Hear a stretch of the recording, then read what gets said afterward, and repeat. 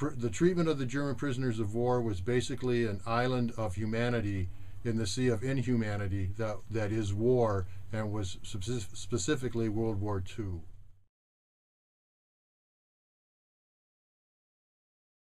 This is a World War II history museum. It tells the story of German prisoners of war who were captured in Europe and North Africa 1943 to 1946 and brought to the United States to 660 camps throughout the United States. And it's a story of how they were treated, how they were brought here, and what life was like in the camps. The front half of the bus is the actual museum. We have 10 explanatory panels that tell about the prisoners of war experiences.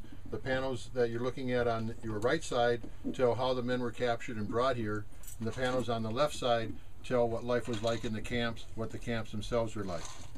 The bus is sponsored by the Traces Center for History and Culture. It's a World War II history museum in St. Paul, Minnesota. The director of our museum, Michael Lewick-Trams, lived in Germany for 8 years. He interviewed between 50 and 70 ex-German prisoners of war. And the artifacts that you see in the cases are items that the men had with them either when they were captured or had with them in the camps, and they were given to Michael during those interviews. This is the story of the German prisoners of war. No prisoners have been treated so well before or since. We treated the prisoners of war well because of the Geneva Conventions, but also we felt that if word got back to Germany that their prisoners were being treated well, they might treat our prisoners a little bit better, and they did.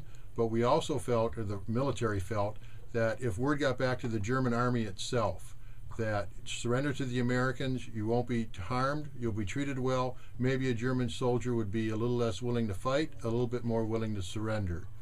And every German soldier that laid down his arms was one less American soldier being shot at. Once the prisoners got here, we realized that we had a labor shortage because of all our men gone off to war, and it was decided to use the prisoners to fill that labor gap. And the prisoners worked at anything that was not military related. They built houses, they built barns, they built roads, they built bridges, they built sewer systems, worked in the farm fields, canning factories, forests, and pulp mills all over the United States. And their work was invaluable. At the end of the war, a report was done, and somewhere around $25 million worth of labor and harvest was brought in by the prisoners of war.